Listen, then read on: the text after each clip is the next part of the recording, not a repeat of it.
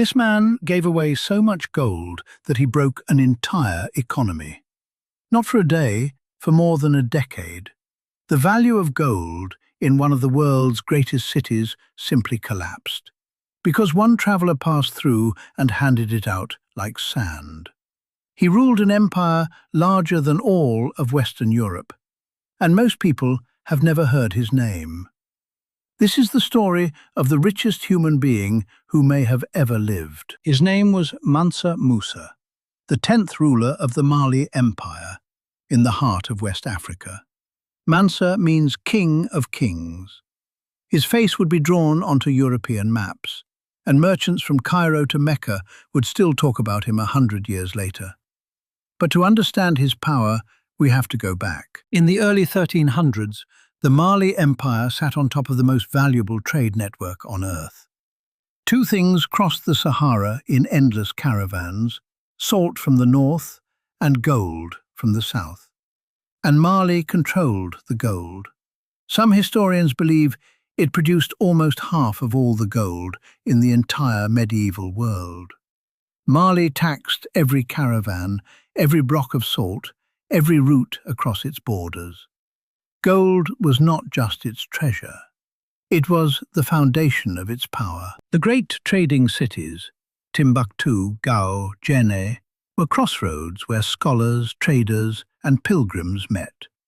According to legend, Musa's predecessor sailed a fleet west across the Atlantic and was never seen again. Whether that voyage truly happened, we may never know. But it left the throne open, and the man who took it would change history. When Mansa Musa came to power around 1312, he didn't just hold the empire. He expanded it until Mali stretched across an area larger than Western Europe. He divided it into provinces, each with its own governor, and kept order with an army in the tens of thousands. Roads were made safe, justice was enforced. But Musa understood that wealth alone doesn't last.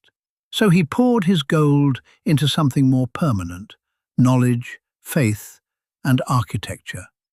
While much of medieval Europe struggled in poverty, the cities of Mali filled with scholars and libraries. And then, in 1324, he decided to make a journey that would echo for centuries. It was the Hajj, the holy pilgrimage to Mecca. But Mansa Musa did not travel like an ordinary pilgrim. He traveled like the king of the richest empire on earth. The accounts are staggering. A caravan of tens of thousands of people, hundreds of camels, each said to carry hundreds of pounds of pure gold. Heralds in silk walked ahead carrying golden staffs. And then he reached Cairo. He gave away gold everywhere, to the poor, to officials, to merchants. He flooded the city with so much gold that its value crashed. Prices spiraled, and according to the chroniclers, it took more than 12 years to recover. One man's generosity, so vast that it destabilized one of the world's wealthiest cities. On the way home, he had given away so much that he had to borrow gold back from Cairo's lenders just to fund the journey. He had given away more wealth than even he could carry. When Musa returned home, he did not come back empty-handed. He brought scholars, architects, and poets. In Timbuktu, he commissioned the great Jingareba Mosque and helped turn the city into one of the world's great centers of learning: astronomy, mathematics, law, and medicine.